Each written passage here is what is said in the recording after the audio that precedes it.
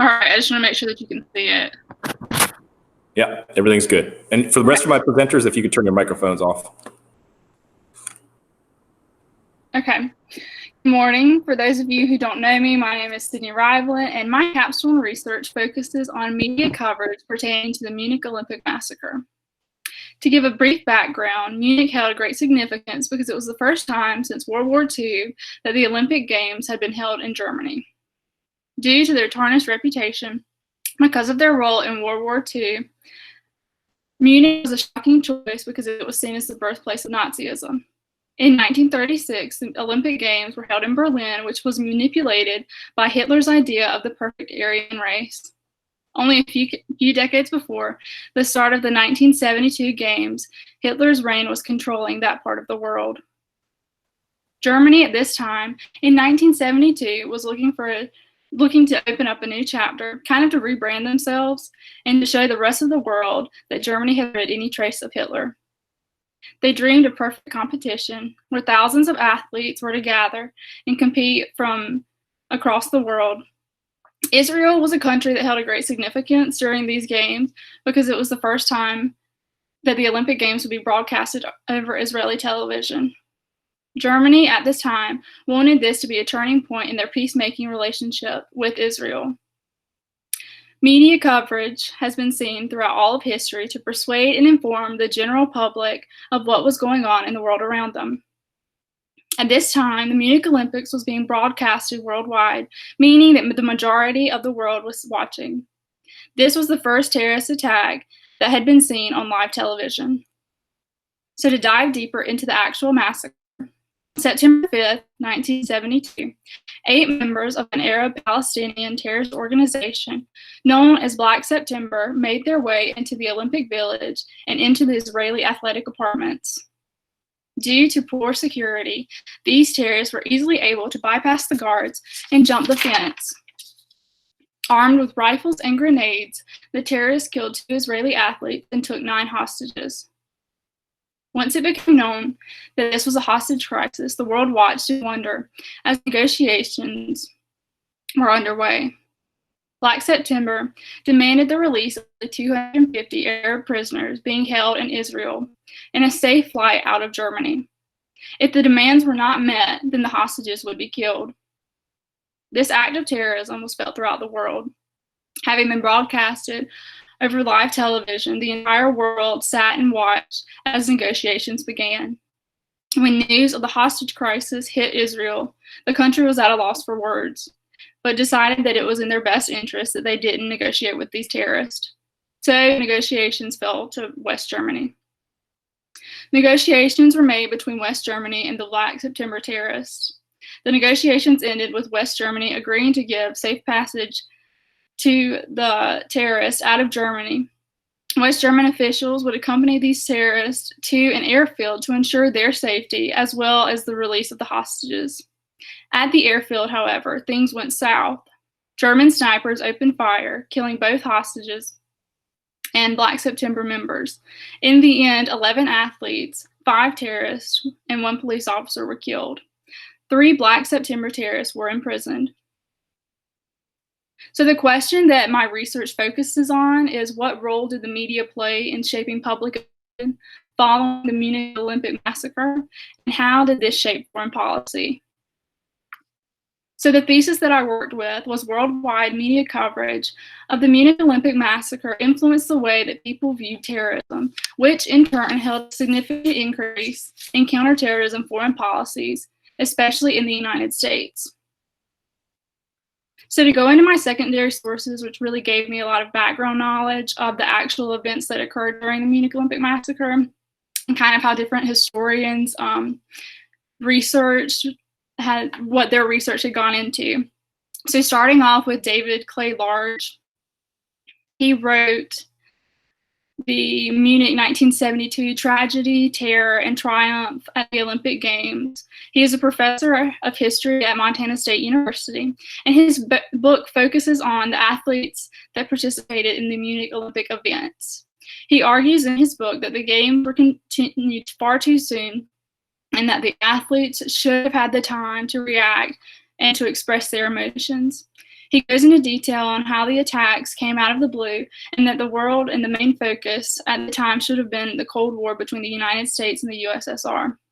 This was also the first real terror attack to be caught on live television, and he says that that shaped the world's view on terrorism. So the second book that I looked at was by Lisa Magloff. She's an author, editor, and historian of the Sage Encyclopedia for Terrorism. She writes an article entitled The Events and Legacy of the Munich Olympic Massacre. Her main argument at the time talks about Israel's response after the attacks, as well as the long-term effects of the attacks on the world. She talks about how even decades later, the Munich Olympic Massacre is a hot topic for discussion and how it has influenced the way that world leaders approach terrorism. Third secondary source that I looked at was Simon Reeves. He is an author and journalist and historian who wrote The German Way with Terror. He argues that their actions were inadequate and at times laughable, speaking on behalf of the German authorities. He states in his article that even today, many world leaders don't know how to approach terrorism, and that during the Munich Olympic Massacre, the West German authorities had no idea what they were doing, and that's why people were killed. The fourth and last secondary source that I thought was important to include in this PowerPoint is by Kay Schiller and Christopher Young. They write a book entitled The End of the Games, Germany, the Middle East, and the Terrorist Attacks. Their argument that they approach is that it was such an influential event in history, and it was filled with post-war terrorism and Arab-Israeli conflict, that it really shows the significance that the actual games had on shedding a light on the West German culture, along with their society and politics. So to dive deeper into the media coverage, looking at the real-time media, live TV aired throughout the entire world during the games. You could click in between channels and see the terrorist attack on one and the women's gymnastics on the other. Many reporters and news stations devoted their airtime to these attacks that were happening live in Germany. Airing the first terrorist attack on live television was a huge influence on the entire world. As we know, media influences the way that we view the world around us, how we think, how we live, and what we believe. The international committee response, however, was very different than most countries saw coming. It was actually shocking. They basically said that, we understand that these events have happened, these attacks have happened, but we're going to continue with the games. So many countries were left confused and emotionally distraught due to the lack of respect for those who had lost their lives. When looking closer to the media fallout, there were a lot of mixed media stories, particularly between the United States and Germany. The United States said that all the hostages had died and that Germany's lack of officer training, equipment, and determination to rebrand its country was the cause. Germany announced right after the hostage exchange that all the hostages had survived, and then the truth came out that all the hostages had actually died, which Germany covered up. Germany wanted to keep their participation in the massacre as secretive as possible, so they focused their efforts on getting back to the games. In 2012, a German newspaper reported that German officials had received knowledge of the attacks weeks prior to its occurrence. Germany, however, continued to cover up the attacks even decades later. Their ultimate goal was to leave the massacre looking as if Germany had done everything in their power to save the hostages. Researchers have tried to dive deeper into documented evidence only to find that many key articles are still missing. Looking into Israel's response, we look at Jean-Paul Sartre.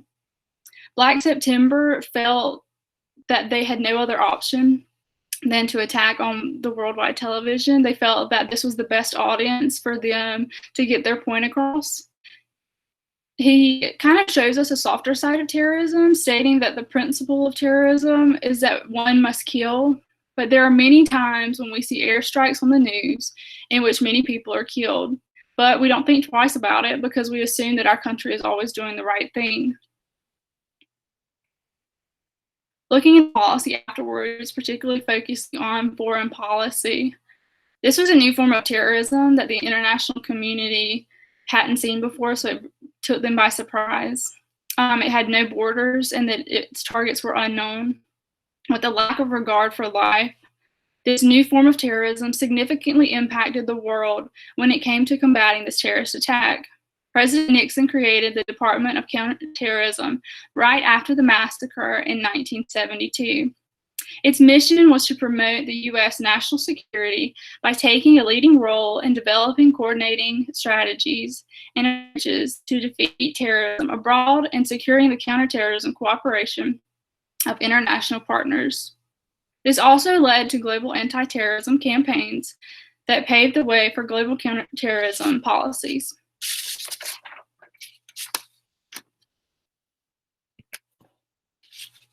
So in conclusion, the significance of media, the worldwide coverage of these attacks left many countries worried, but determined that they would be able to stand up against a terrorist attack like that in Munich. Many countries used live broadcasting of the attacks to make decisions about their foreign policies. This act of terrorism required an audience that was worldwide media coverage. Black September was given the biggest audience that they could have hoped for. Influences that the public does not see. It was the media's responsibility to hold government leaders accountable to ensure that we as citizens are well informed of the decisions that are being made on our behalf. This helps the world not to repeat history. Archive media has been a blessing to the world. This also goes into governmental policies. Whenever we look, we don't necessarily know what's going on because we elect officials on our behalf to make decisions. What's the truth behind Munich? Munich continues to be an example of how the media is able to persuade the human mind. The Munich Olympic Massacre was portrayed throughout the world across thousands of media platforms, and each of these platforms shared the information differently. It has taken decades, tons of research, and dedication for historians to uncover what really happened that day in Munich. Germany still remains quiet when it comes to the topic of the events that happened that day in 1972. New evidence that shows that the German officials were ill-prepared, ill-equipped, and ill-trained are continuously being uncovered. As for Germany's willingness to admit their part in the massacre, that still remains a mystery. That's it. Questions? Okay, so we'll do like a virtual clap just because it would probably overwhelm the speaker system if we all clapped at the same time. So well done, Sydney. Here's an opportunity now. Sydney's going to shut down her presentation, and so as she transitions, here's the opportunity for any of you assembled to ask a question of Ms. Ribelin.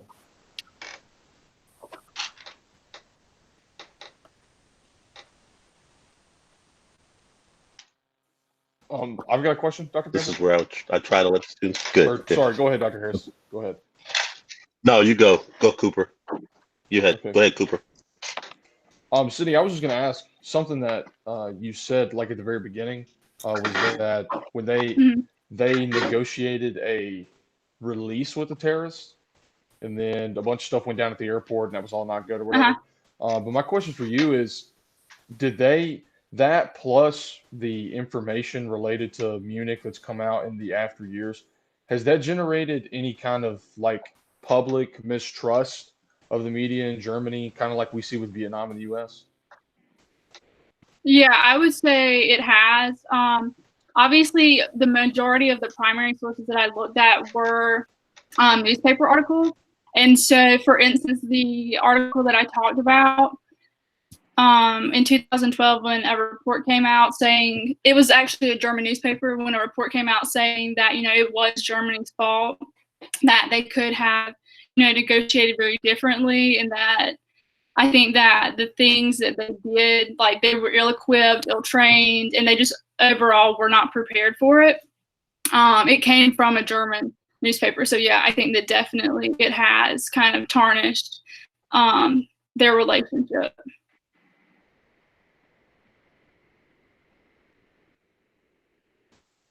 Okay, others?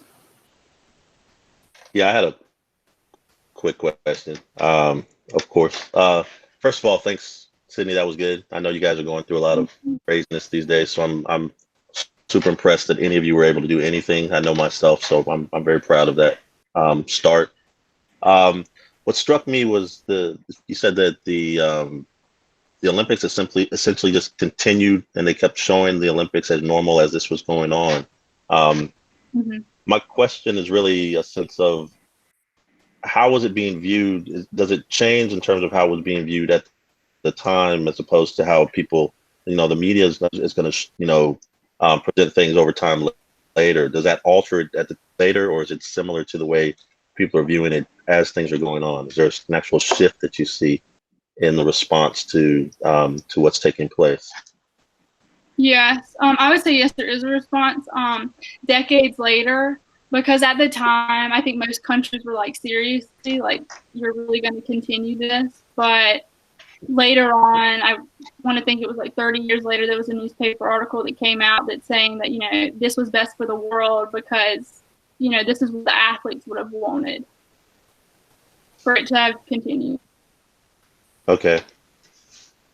And one other thing real quick, can you tell me about, you mentioned the primary sources, right? Can you give me a little bit more information about what types of sources you relied most on, the primary sources?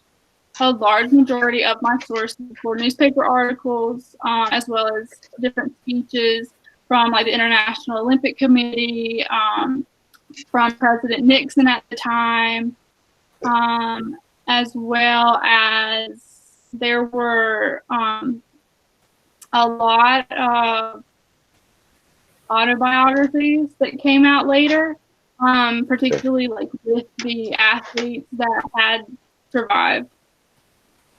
Okay, good. Thank you. I will defer to a student unless you guys want me to go. So if anybody has, I thought Teza maybe had a question.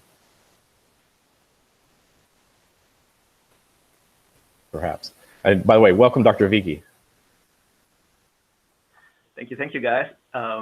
Good to be here. I'm very glad that we are all here, so that's wonderful. I have up to now, I have not heard any major complaints, so that's good. Welcome. Yes, everything's going off without a hitch so far in this live stream. So thank you, Dr. Vicky, for all your good work in getting all this set up for the college community. So Sydney, you're one of the major aspects of your presentation dealt with media and media coverage.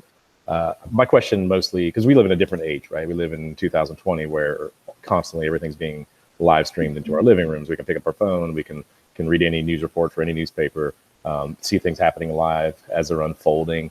Back in 1972, obviously the technology is much different. It's print media. It's you're gonna have the Olympic coverage on TV, which is, for that was pretty high-end technology. And so were you able to gauge from your reading of the primary sources what it's hard to gauge kind of public feelings overall, but the media certainly was reporting on this in the days after the massacre took place, after the attack. What was kind of the general sentiment that you were able to kind of get a feel for in the American public about the significance of what was happening? Was this something that caused fear? Was this something that people just didn't simply understand, and so it was more of kind of a footnote as opposed to something that was mainstream in terms of a concern? I think that it did impact the United States public opinion overall, because we actually had an athlete who was competing for Israel who was killed. And so I think that impacted the United States because it really hit home, thinking that, this kid from Iowa, got killed in this terrorist attack. And so if it can happen there, then it can happen in the United States. And so I think that there definitely was a feeling that the public had. And then I think that also led to, what Richard Nixon did in creating the counterterrorism department. Okay. Yeah, because certainly this was really as you mentioned in your presentation, really the first terrorist attack that Americans were really privy to, historically speaking. And certainly from that point forward, we're going to see an increase. In the 70s, you see a lot of plane hijackings and things like this, which definitely they have different approaches, but a watershed moment for sure. Other questions?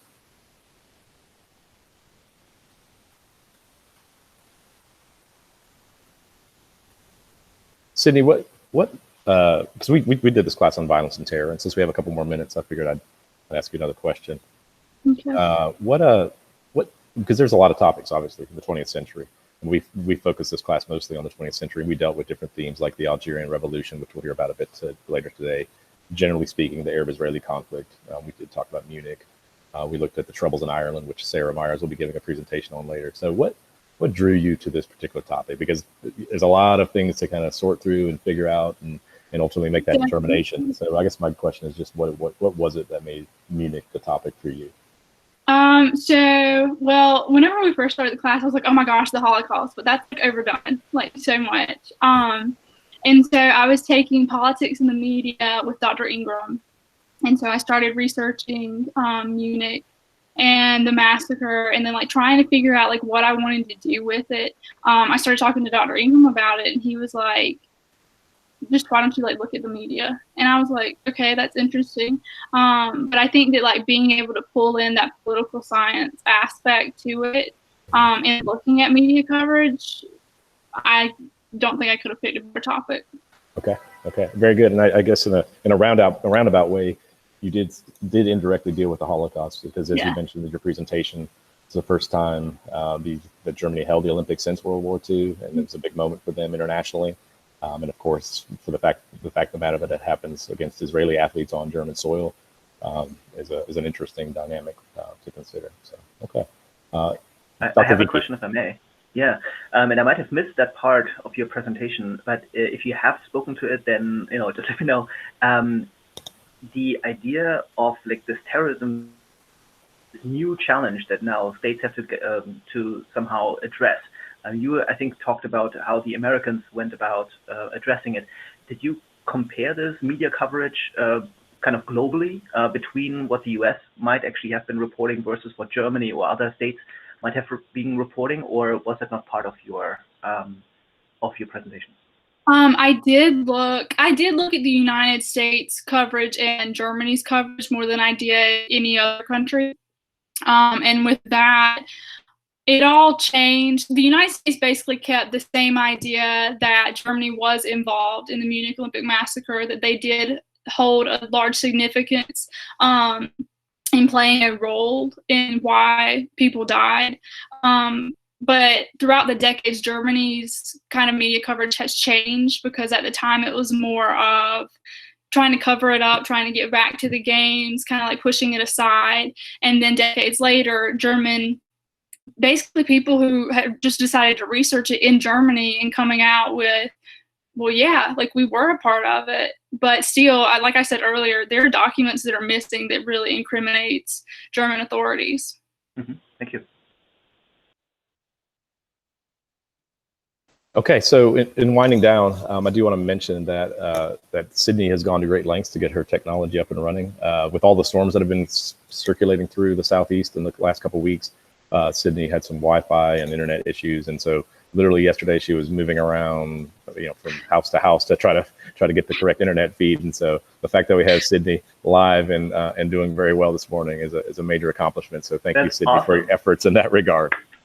Thank you. Okay, folks, so it is 8:55. Good job, Sydney. I think you did a great job on this presentation. We will take a 5-minute break for folks to refresh their coffees or teas or whatever they're drinking, or go outside and let out a primal scream, whatever you need to do.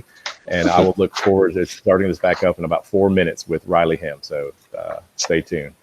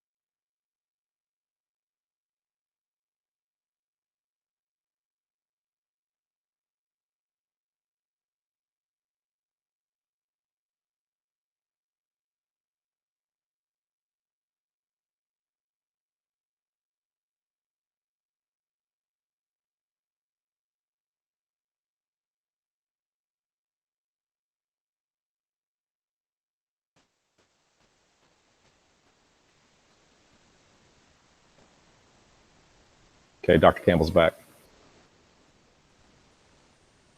If you heard my phone blowing up earlier, it's because it's my mother's 70th birthday, and so I didn't realize that it was blasting out all these messages from my siblings and nephews.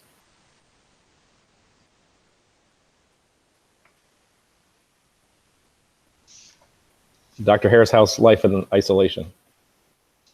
I'm not isolated. I've got 2 kids who are here every day with me, so it's been good. I wish we could be playing golf, but this is a good backup, I guess. Yes, we'll get out there soon enough. Soon enough. Hopefully. Dr. Vicky? I was going to say that. I remain optimistic always in the face of yes. despair. Dr. Vicky, are you in Greenwood today?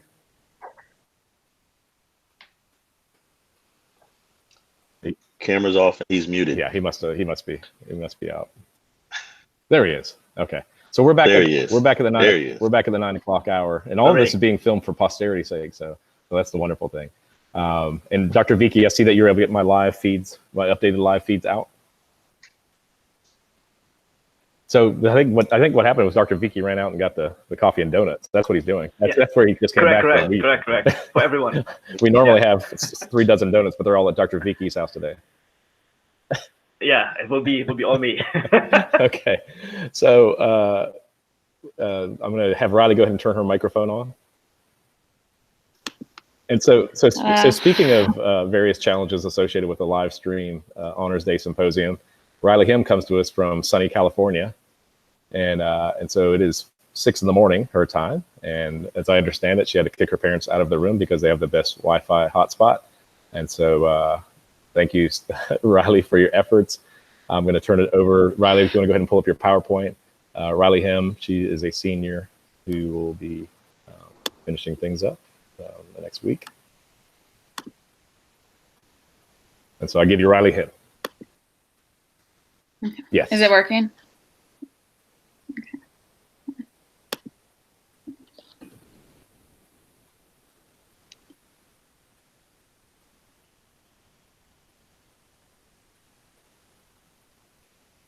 It's okay. Sorry. No, it's okay.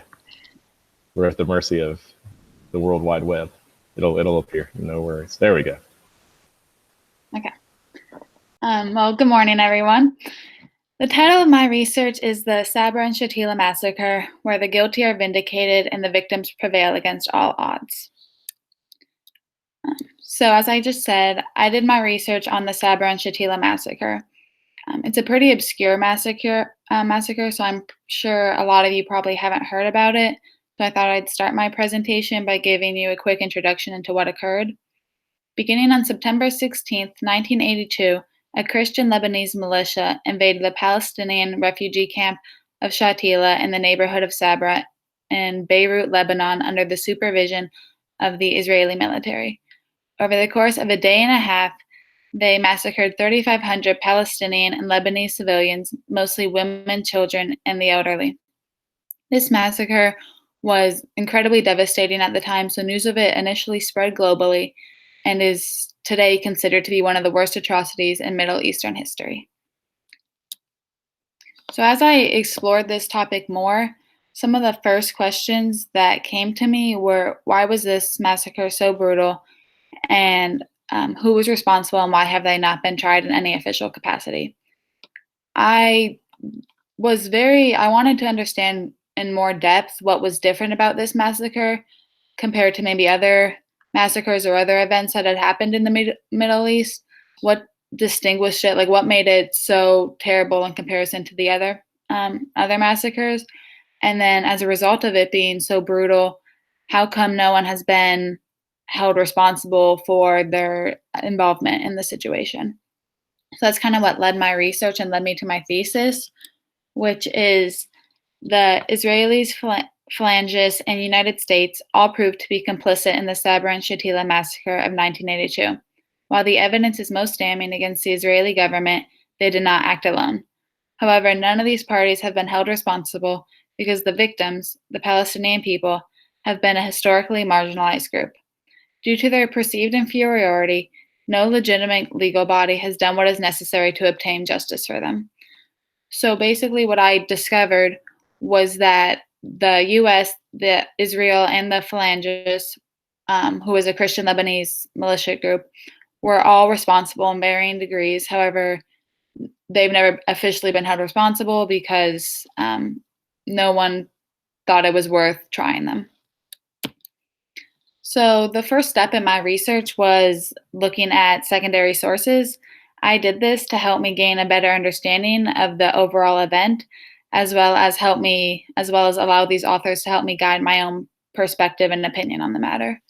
The first secondary source I looked at was Sabra and Shatila, September 1982. This source was very useful, and I used it the most out of all the secondary sources. Throughout reading it, I discovered it's slightly biased against Israel, kind of saying they're most at fault. However, it wasn't biased in an overwhelming fashion. It is written by Al-Hout, an author, a woman, who spent most of her life living in Lebanon and dedicated her career to studying the misfortunes of the Palestinian people. In this book, she gives a pretty in-depth summary of the massacre itself, the events prior, kind of leading up to it, and then the aftermath. But what I thought was unique to what she did was she wanted to paint the event as a massacre and not a battle, making the clear distinction that it was not between two equal groups or two equal parties, and that it was fair, but that one dominant group kind of came in and brutalized an innocent population. The next source I looked at was The Longest War, Israel and Lebanon. This was written by Jacobo Timmerman. He's an Israeli citizen with strong anti-government beliefs. And this book was very anti-Israel, so I had to keep that in mind as I was looking into it. And basically what he did that I found to be useful was he kind of explained the motives for Israel's involvement in the massacre, saying that their government has displayed a continual criminal campaign against the Palestinian people, and that this massacre was just one example of that. The third secondary source I looked at to give me a different perspective was Sharon, Israel's war politician. This book was written in favor of Ariel Sharon, who was the defense minister of Israel at the time, and kind of in favor of Israel as a whole. And the authors looked at his early life, military, and political career in an attempt to gain a better understanding for who he was as a person, explaining the decisions he made that were directly involved in the massacre. And while examining this book, I focused on only the few chapters that pertain to the massacre. Now into some background information. It's a fairly complicated topic between the Arabs and the Israelis. And so the Palestinians and the Israelis had been feuding and had conflict for decades. And it really increased, or kind of what set it off was the UN's decision in Resolution 181 in November 1948. This decision established that the British mandated land would be divided into 3 regions, one for Israel, one for Palestine, and then one international or UN-controlled area. And so as a result of this decision, it caused even more conflict because the Israelis were very pleased and celebrated it as they now had their own land, but the Palestinians were devastated by it. And so it led to further conflict and war. As war persisted in the area in the years 1947 and 1948, a large exodus of refugees occurred, and that, which is typical with most wars. But what was unique about this situation is that a very large majority of those refugees were Palestinians, and so majority of Palestinians were forced out of this newly mandate or this area, and majority of them went to Lebanon. And as a result of them going to Lebanon, it caused a lot of internal and external conflicts within Lebanon, because Lebanon, it was a fairly small country with a small population, and they got a large influx of people, and so that caused problems. Some of the other things that caused problems was the founding of the Palestinian Liberation Organization, or the PLO, in 1934. This was the first time that the Palestinian people had their own group or their own organization who was defending them. So that was a positive for them, but Israel, as well as the Christian Lebanese political party, or the Christian militias living in or residing in Lebanon, were not fond of this, as now they had like a enemy to fight, and so this caused fighting between the Christian Lebanese the Christian militias and Christian political parties in Lebanon between them and the PLO, as well as Israel got involved and started aiding the Christian Lebanese political parties and fighting the Palestinians, particularly the PLO. So this was all happening in the decades leading up to the massacre that occurred in 1982. So then the violence kind of peaked when, on June 6, 1982, when Israel launched a huge invasion into Lebanon. This invasion was led by Israeli Defense Minister Ariel Sharon. He, as well as the Israeli government, decided to invade Lebanon with the goal of destroying the Palestinian Liberation Organization, the PLO. And so I know my fellow classmates will talk about kind of this war more, but generally it was very violent and led to a lot of innocent lives lost initially. And so it drew attention from the US.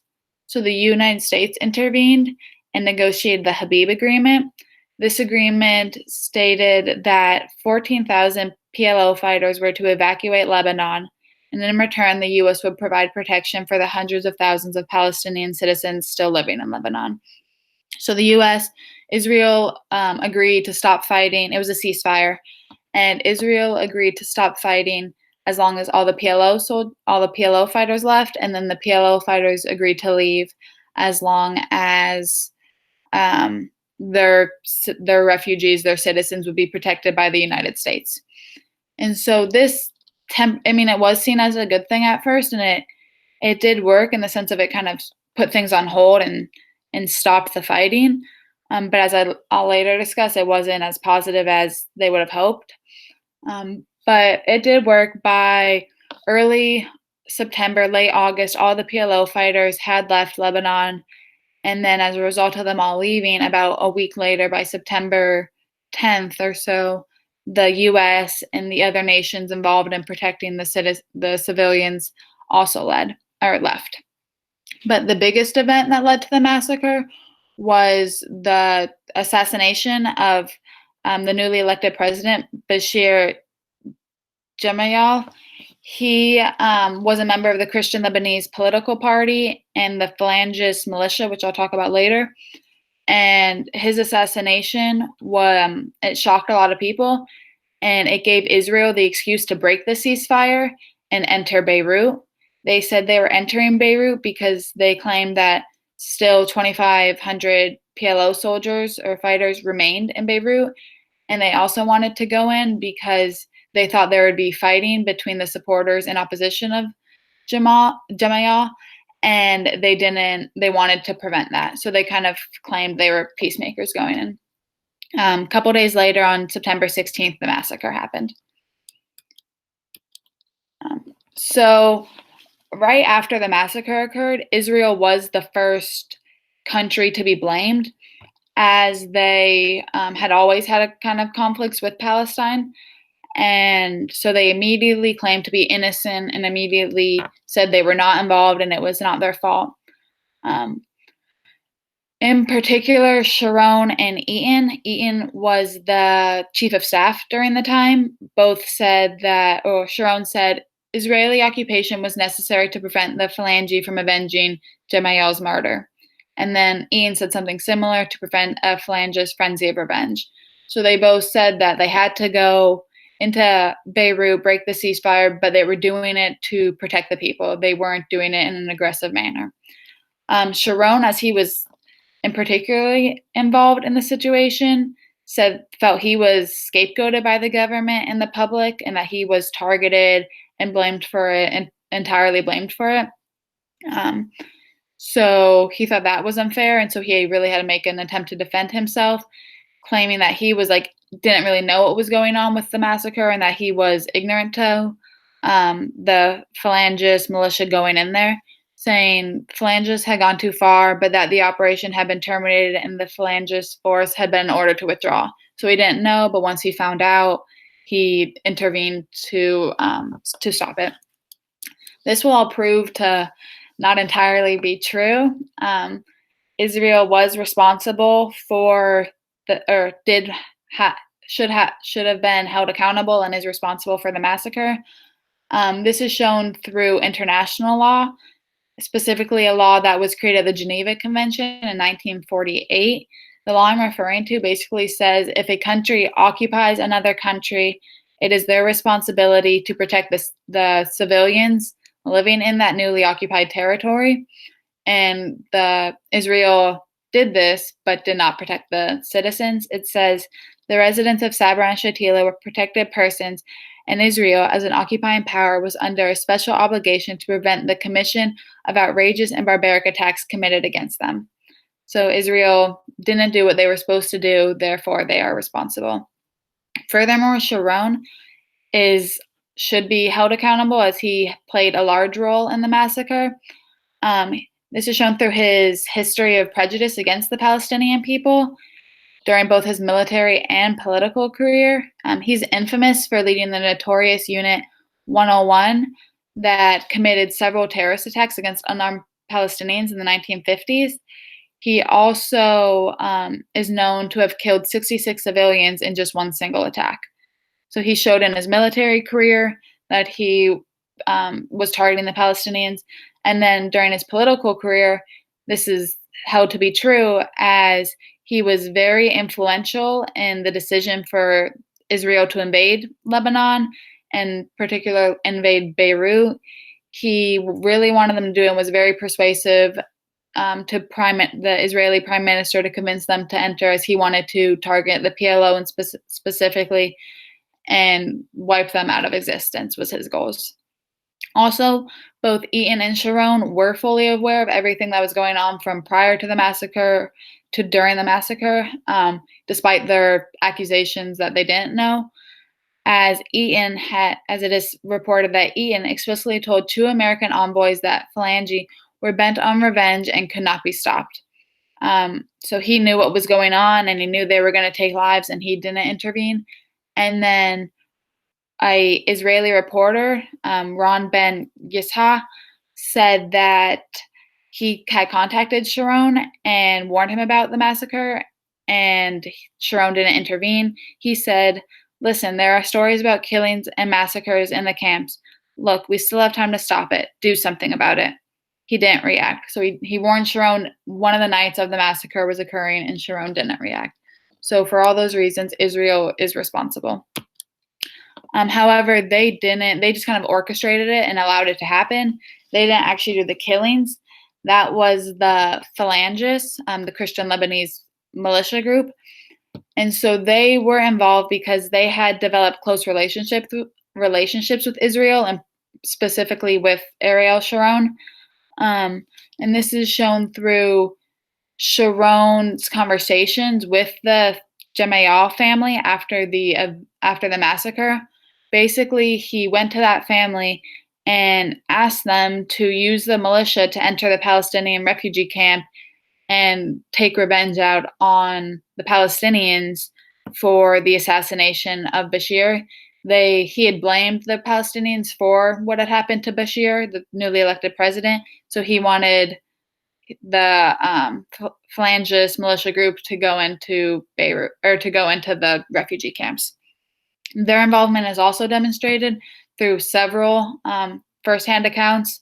Doing my research, I found a lot, and they were really shocking about explaining kind of what had happened. I couldn't really believe my eyes as I read. But one Palestinian refugee said, "I know they were Lebanese, and they were dressed in official army uniform with Lebanese Phalangist forces badges. So they were easy to identify as they wore their uniforms. And another refugee explained what had happened, saying, "I looked down and saw them slaughtering people. One would use an axe to dash out someone's brain, which would fly off the side, and then one would come and shoot him." So it was pretty tragic what they did. The final group involved was the U.S. As I'd mentioned, they negotiated the Habib Agreement, and this backfired.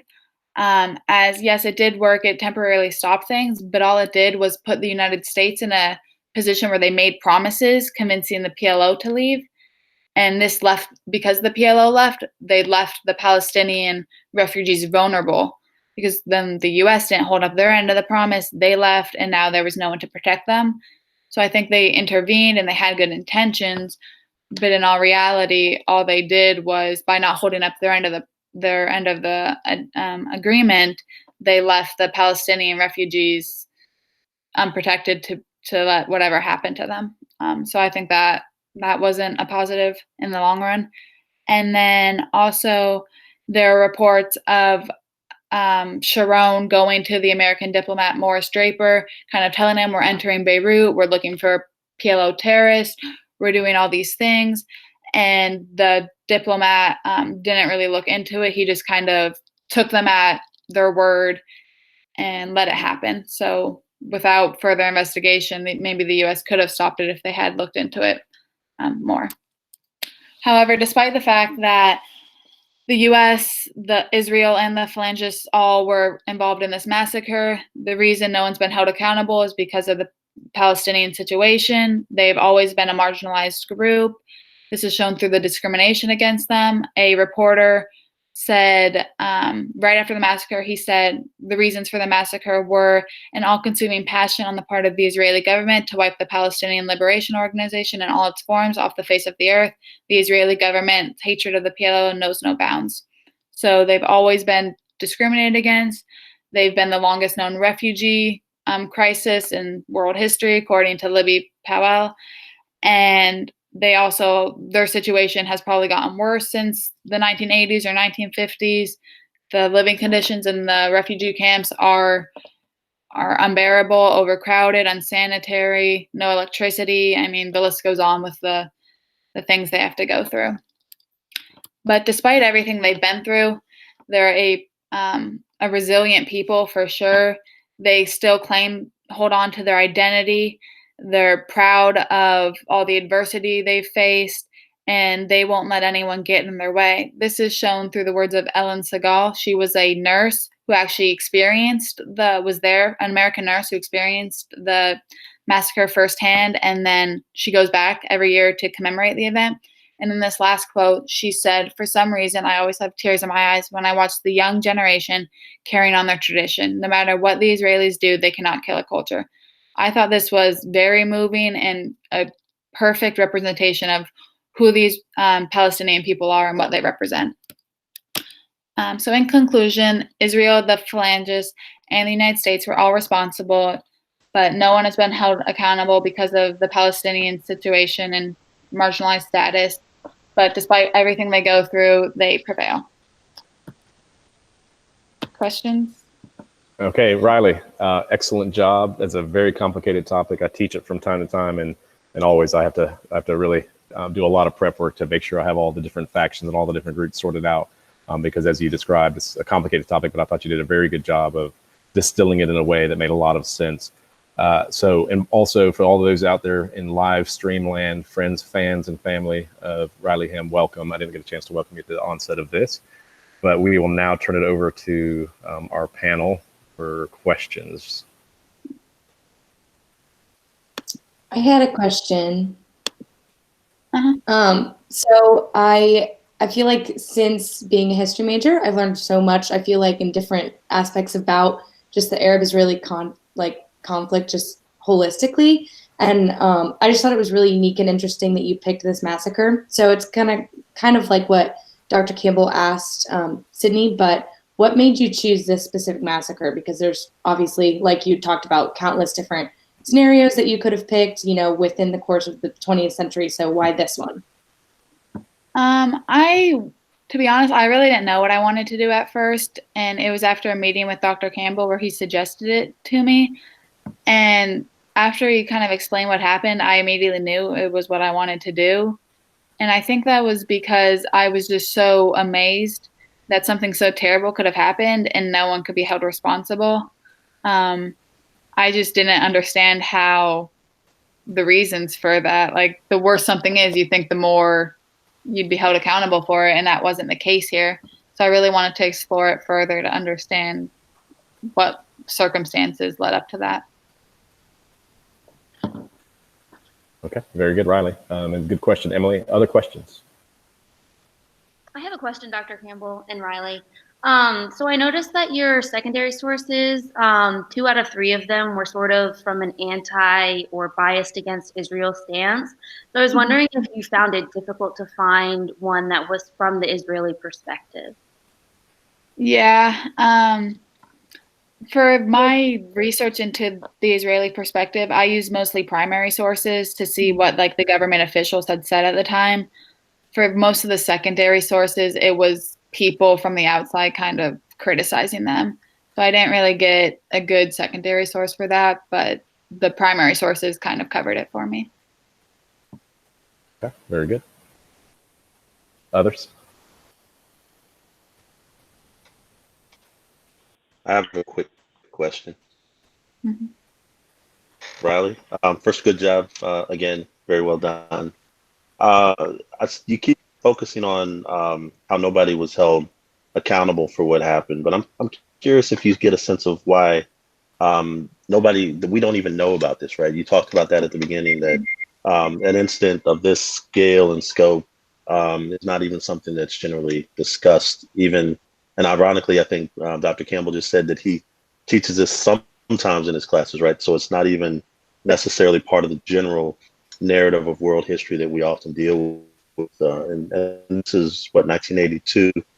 So this is from more recent times, but it's something that we're not familiar with. Do you get a sense of why it is that it's not even discussed, even if you talk about accountability and the Geneva Convention and who's accountable and responsible for it? Why do we not know about it, I guess, is the question that I would ask. I guess I just think that Israel and like the United States' relationship, they kind of probably pushed it under the rug more so. It wasn't that, I think initially it did get a lot of attention right after it occurred, but then because no one stepped in to prosecute anyone, that's when it started to lose its kind of people's awareness of it. And I'm not entirely sure for why it's not like known about better, but I would assume that it's because like Israel was in charge and they did their best to kind of hide what had happened or not remember it. But the people, like I think maybe in the region of the Middle East, it is more known, because in a lot of my research, I found that the Palestinians and other people living in that area did their best to commemorate the event and would talk about it and did report on it. But I think just in maybe the Western world, we don't know so much about it. Okay, that's good, because that's one of the things I was wondering if it's more familiar, as you said, in the region, that in America we tend to not think of it as something that directly involved us, right? We don't know those details, so it's something that happened over there. Probably helps to explain that as well. So good. Okay, thank you, Dr. Harris, for the question. And Riley, we have time for one more quick question. I certainly have one, but I would defer also to students if they have questions. I think the virtual floor is yours, Dr. Beakey. Thank you. So I first of all, I only know about this massacre because I watched this amazing movie, and I hope you showed this in class, The Waltz with Bashir. That's really all about kind of the Israeli involvement or lack of actually ability to or willingness to do something about it. I mean, in many ways, they were the ones who kind of stood by and kind of let the Phalangists go ahead with the massacre. And so the question, I think, was how can they let this happen if they themselves in some ways were victims, in the Holocaust, and then said, how can humanity let this happen? And here we have an example of Israeli forces standing by when innocents are murdered and no one did anything. So I think this is why it weighs especially heavy on Israel's consciousness of like how, we were victims before, and here we have people who should have had our help and no one did anything. The one group that I thought was absent, and I wondered why, in the who are the guilty ones, would actually be the Syrians. So wouldn't also Syria deserve blame, in your opinion? Because they were the ones who actually blew up Bashir in the first place. They were the ones who kind of made this whole situation unravel. Bashir was killed by a Syrian bomb, I think. They killed 23 people plus him. And because of the Syrian terrorist attack, this is what set off the Phalangists to go after the Palestinians, who were seen as, big, like, how do you say, responsible when they weren't actually. They weren't responsible at all. It really were the Syrians who were behind this. Did anyone, in the accounts that you read, brought up that Syria and, is behind this and they should be the ones to blame, or did this not come up at all? It came up a bit, but they more wanted to blame the Palestinians. And so I think from like the first-hand accounts I saw, they kind of ignored who actually killed Bashir and looked at who they wanted to have killed him to like justify their intervention. But I do think you're right on. I could have looked into that further because their involvement was significant. No, and I think you're actually absolutely correct that it makes your case even more valid that you say no one was held accountable, including the Syrians who weren't even blamed. So to me, it's very clear that the Syrians caused this, the Israelis stood by, and here we have completely innocent people, being massacred, and they're ultimately the scapegoats. But the real people, Syria and the terrorist organizations there, never really, faced any repercussions for this.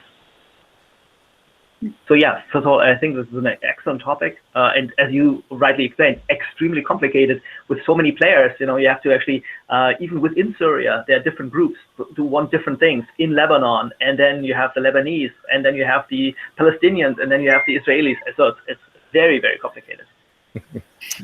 Okay, well, very good, Riley. Great question, Dr. Vicky, and Riley. I think you did a good job answering it as well, because that's kind of like the missing link in all of this is to kind of address a little bit further what Dr. Vicky was mentioning. The assassination took place 2 days before the massacre, and so the kind of knee-jerk reaction is like, oh, it must be the Palestinians. So it's actually quite a while after the massacre that the research proves that it was the Syrian bomb, and so it might be kind of suggested that the Phalangists and Israel were kind of looking for whatever opportunity possible to allow this, to either perpetrate this or simply stand by and watch it. So we will end that there. We're at the 9:32 mark. And so, Riley, thank you very much. Very good job. And we will begin transitioning in the direction of Cooper Short. Yeah. Roy, thank you, by the way, for bringing this up. You're absolutely correct. I think it wasn't until like 30 years later. I think it took 30 years for them to finally figure out who actually blew up Bashir. So it's very, very likely that no one at the time knew like who actually did this. They just went after the people they thought were responsible. Yeah, very good. Yes, thank you very much. Okay, thank you. And Riley, I'll have you transition away. And Cooper, you have your microphone on? Yeah, I do. Okay. And so Cooper is just like dueling banjos. He has two pieces of technology he's working off of. Is that right? Yeah, my laptop webcam looks like I'm stuck in a sauna. So I'm looking at you here, but I'm presenting here. So it's just a whole big thing. It's a whole big thing. Okay, very good. Well, let me give you a proper welcome. I know we have some people out there also watching the live stream, so I'd like to welcome all of you. We are now on our third presentation. We have senior history major Cooper Short, who I'll hand over the floor to. Yeah, thank you, Dr. Campbell. So Riley's already kind of touched on a few of the things I'm going to talk about, so I'm gonna cut a little bit of my background information. But my presentation obviously here is titled "From Saigon to Beirut: How Israel Fought Its Own Vietnam and Lebanon," and that would make more sense in just a second. So on June 6th, 1982, Israel decided to invade Lebanon under the auspices of what was called Operation Peace for Galilee. And they were claiming to be taking down the nefarious PLO led by the man pictured here, Yasser Arafat. They were committing terrorist attacks. The PLO was committing terrorist attacks against Israel. And so Israel felt the need to invade Lebanon, where the PLO was stationed, and take them down. Now, that was June 6th, 1982. On June 27th, 1982, 3 weeks after the invasion, a man named David K. Shipler, who worked for the New York Times, publishes an article seen here that says some Israelis fear their Vietnam is Lebanon.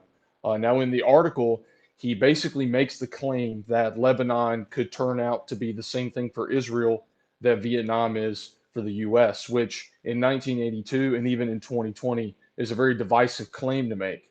And so basically my research is looking at, was his statement correct? Did Israel have the same experience in Lebanon that the U.S. had in Vietnam? Or was David Shipler basically trying to get you to read his article by throwing the word Vietnam in there? And basically my thesis is such as this. The Israeli experience throughout the conflict in Lebanon in the 1980s was fundamentally identical to the American experience in Vietnam, which we can see in 5 key elements that both events have, which would be short-sighted goals, high cost, domestic tension, permanent socio-political damage, and total warfare. And basically, in summary and in the macro, this gives them both a net negative legacy in their respective national consciences. So because I was doing a comparison kind of research project here, I basically did kind of a 3-to-1 ratio with Lebanon to Vietnam. So I could basically frame my argument with Vietnam, but detail it with Lebanon. And so for my historiography for Vietnam, I used one source, which was the American Experience in Vietnam, edited by Grace Sevi. And what this is actually a collection of documents that span about 25 years, which has everything from William Westmoreland in it, to the mother of a Vietnam veteran, to a field nurse, to someone who studies PTSD. And so what I've got is kind of the gambit of the Vietnam experience for America, hence the title. And, you know, we know living in the United States from a historiographical perspective, Vietnam is terrible. No one likes Vietnam. It's a glaringly negative thing in the American conscience. And so there's nothing to really comment on there. It's just, it kind of gave me a broader stance of what people were going through in 75 versus 80 versus 86 versus 92. There's even an account in there from 2003. For my historiography for Lebanon, I tried to choose basically a source per decade.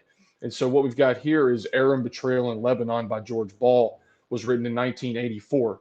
And so what you've got there is an account by George Ball, who coincidentally was involved in U.S. Vietnam policy. But George Ball's stance on the Israel-Lebanon War of 1982 is that it was holistically unnecessary.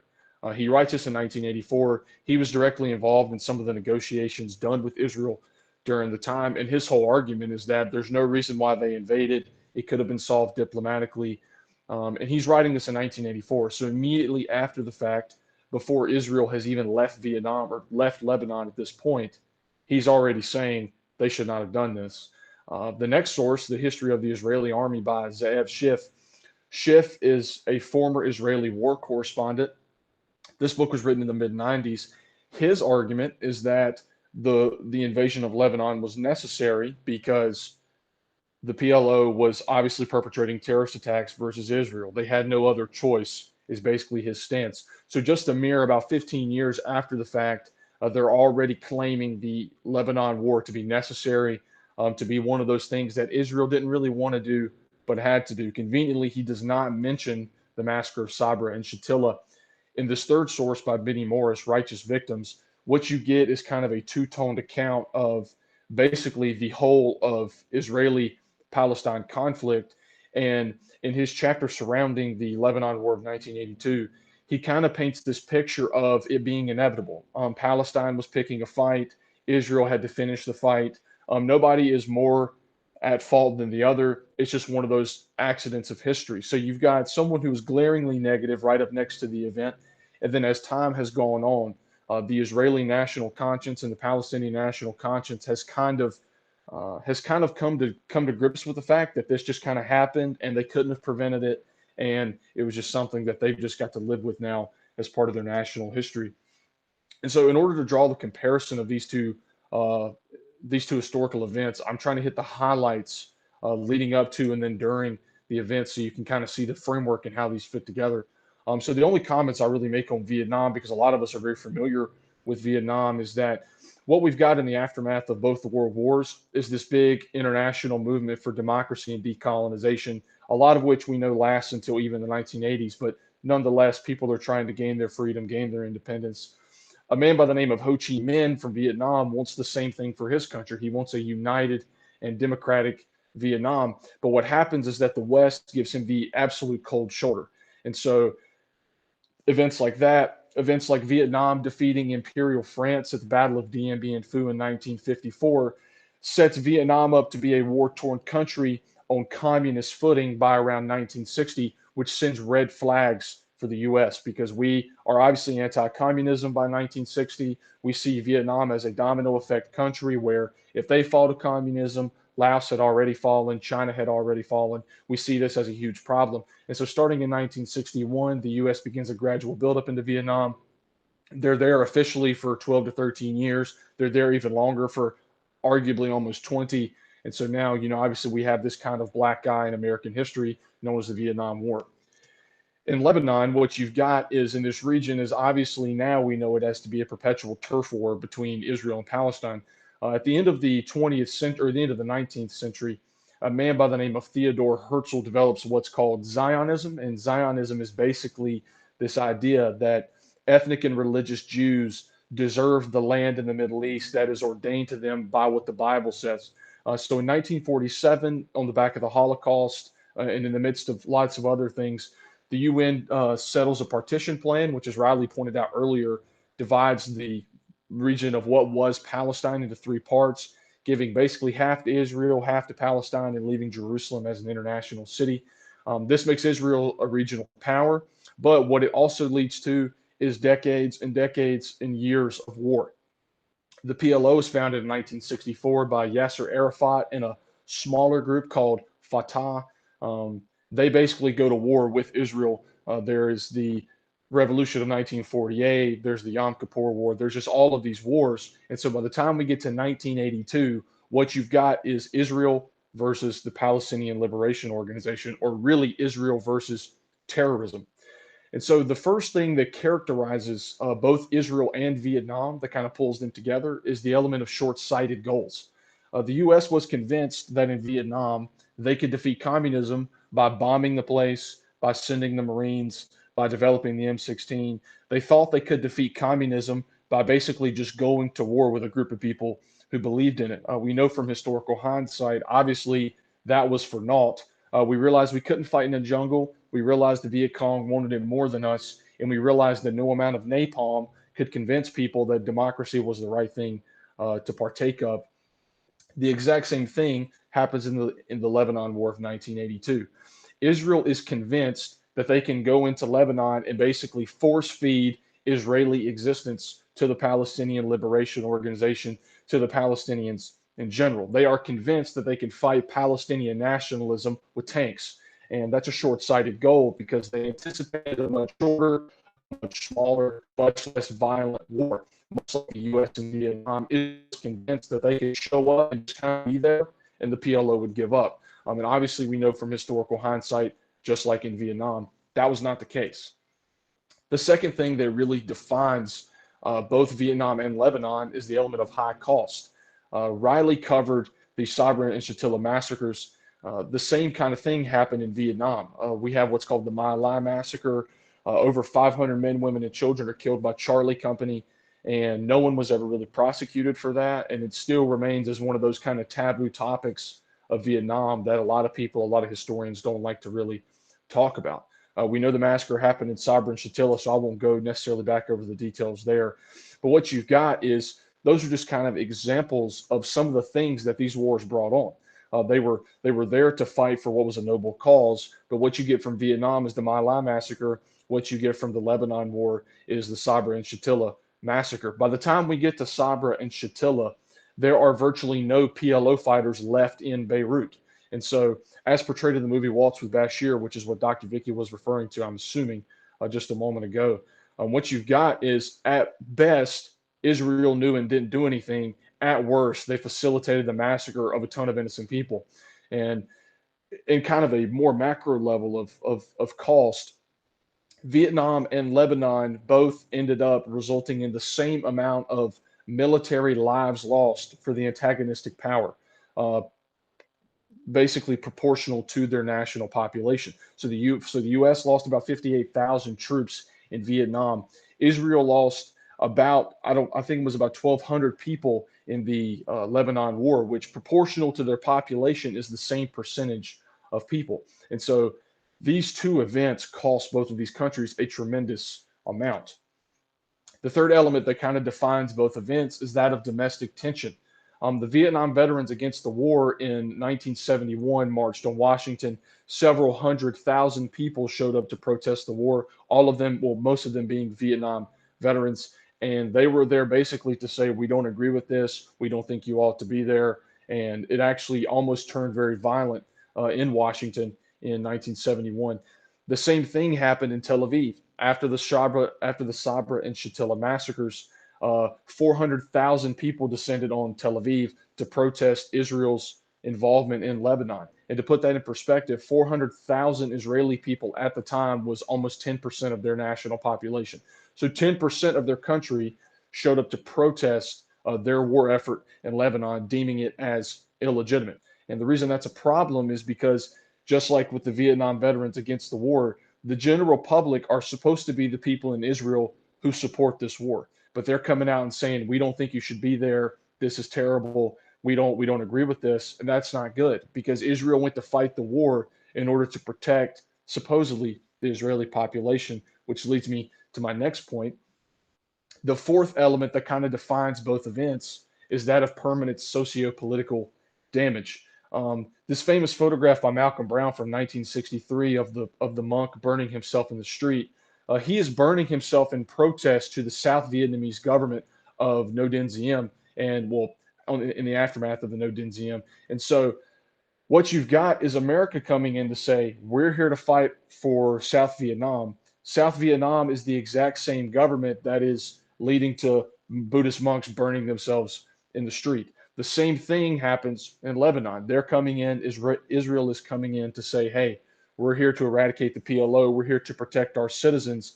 This is the exact same group of people. The group of people they're protecting are this exact same group of almost kind of militaristic Zionist Jews who in 1982 basically are immigrants to the region. And not that there's anything wrong with immigration, but it's the fact that this Israeli population has come in out of nowhere and has basically moved into a region that wasn't originally theirs in the temporal history. And they have now said, this belongs to us. They have invaded a sovereign nation in Lebanon, and they've decided to take matters into their own hands at the contradictory behest of the international community. The United States told them not to do it.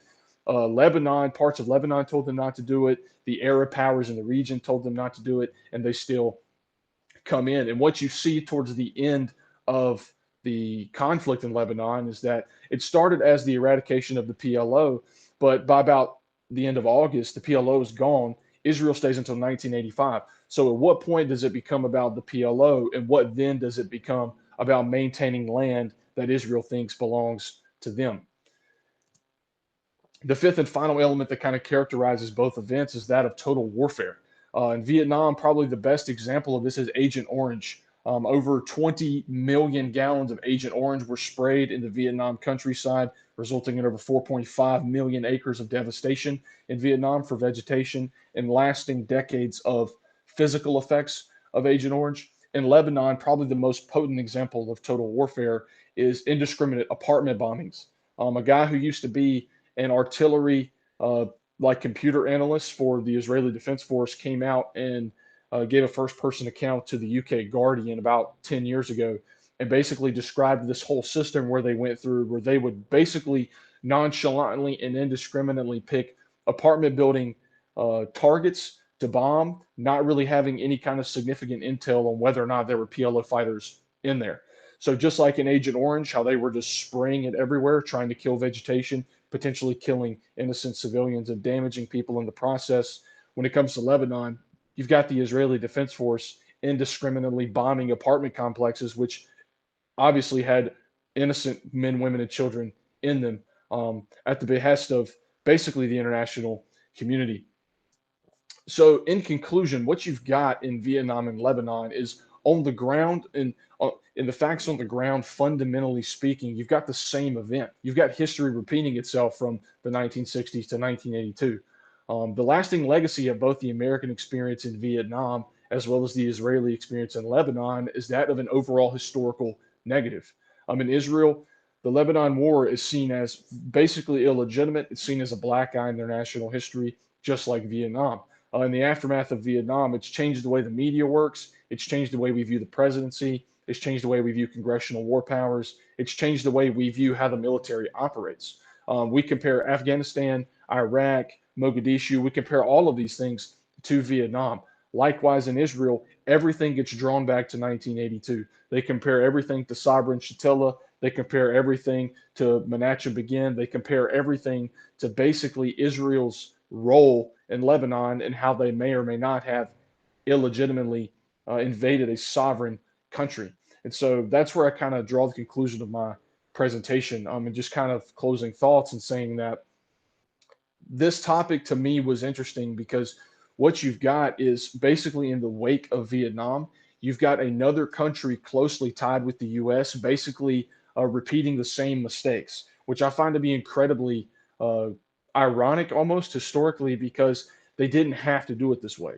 Basically, the entire international community at the time of the Israeli-Lebanon war was telling them to solve this diplomatically, and Israel basically refused to do so, which in a lot of ways is what the United States did in Vietnam, which I found to be very compelling. So with that, I conclude my presentation. If you guys have any questions.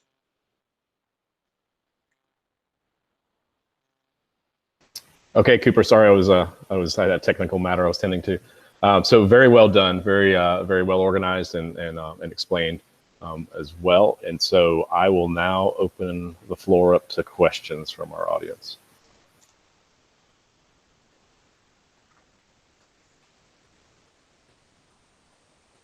Perhaps me. As a comparative historian in some ways, so this is what I studied at Brandeis, I actually was very impressed by your comparison. This is, I think, a valid comparison between two, very negatively seen wars that at the time were seen as crucial and essential, and then came to be seen very differently as time went on. I wondered if, I think you kind of hinted at this, if there were actual changes in policy that you found in Israel. Because we did this and failed so badly in Lebanon, now we have to do things very differently, and actual actions have changed because of it. Yeah, well, this is not necessarily policy, but what does end up happening is you have a lot of people step down from their higher political roles in Israel, be it military officials, be it the actual prime minister ends up actually stepping down some years after this war. What it mostly changes is it changes Israel's stance on the world stage as what their international policy moves have been up until that point. Up until 1982, Israel looks like they're always fighting in self-defense. They're fighting a revolution. They're fighting the Palestinians. They're just trying to basically, stick up for themselves. What you get in the Lebanon war, especially after the Sabra and Shatila massacre, is Israel looks like the bad guy now, and there's really no changing that. And so I don't know necessarily that there was a lot of policy change, because Israel has never really come out and apologized for the Lebanon war.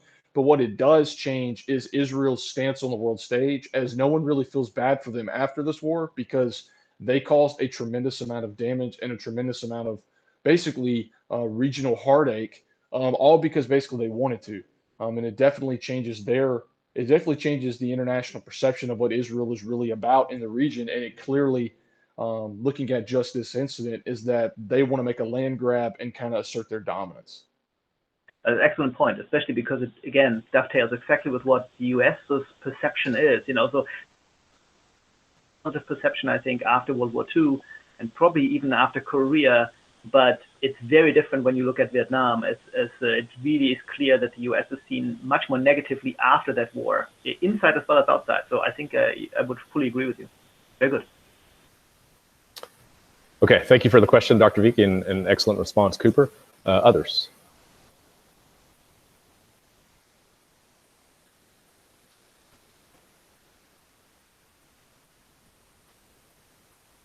You wowed us all. Oh, you'll get. There you go, Riley. I saw Riley kind of leaning in that direction. So Riley's back in the dark. It's not so sunny in California anymore. No. Go ahead, Riley. What made you pick this topic? Like what? Because I know you were kind of interested in Vietnam, but was it easy to find a comparison, or so what led you to it? Actually, what ended up happening was when we read that book in class, "Bring the War Home" by Kathleen Belew, and Kathleen made this random offhand remark in the book referencing Lebanon being Israel's Vietnam. She just said that like kind of out of nowhere. I don't even remember what the context was. And so I traced, and she had it in quotes, I traced that footnote to the David Shipler article. And when I started kind of thinking about that, I'm really fascinated by Vietnam. I think Vietnam is very, very, very interesting in from a lot of angles. And also as a conservative Christian, I'm really interested in what Israel means on the world stage right now. And so when I found that article, I realized that like there's the tie-in between the two things I'm probably most interested in from a historical perspective. And so I just kind of started messing around and looking at some sources and seeing if I could actually draw that comparison and seeing if the analysis had been done before. The only real analysis that's ever been done from this front is a lot of people have tried to compare the physical warfare of the Israeli-Lebanon war to Vietnam, the harsh terrain, the civilian combatants, the like carpet bombing, like basically things about the physical fighting, but no one's ever done a diplomatic or like a socio-political analysis. And so I definitely was gambling with this. I definitely went into it thinking it was going to be easier than it was. And the issue with the Israeli sources is that they're all in Hebrew, which I do not speak. But I kind of fell into it accidentally, but coincidentally, it was actually the two things I'm most interested in historically. So that one little rogue phrase in a book I read actually steered me in this direction. Very good, Cooper. One quick question, because you mentioned the book that we read, and of course, this topic emanated forth from our class on violence and terror, but you and I have had some conversations. Can you speak a little bit about other classes which also kind of influenced your interest in this topic and maybe how you kind of helped shape your thinking historically? Yeah, so I've taken a lot of Dr. Vicky's classes. I mean, I've mostly learned from him about obviously modern Europe. Yeah, obviously modern Europe. And so kind of what's also steered me in this direction was I've had the opportunity to take military history with Dr. Nelson, where we talked about Vietnam, obviously in depth. Your violence and terror class kind of brought me here, obviously. Your class on the ancient Middle East, Dr. Campbell, where we talked about the kind of the inklings of Islam and kind of seeing how that influences the present. Probably the nail in the coffin that kind of steered me in the direction of Israel-Palestine in this comparison is my class right now I'm taking with Dr. Nelson on Vietnam. I'd already picked the paper topic before I signed up for the class. But what that class has helped me do is analyze my sources to see, okay, here's where I can find elements of Lebanon in Vietnam.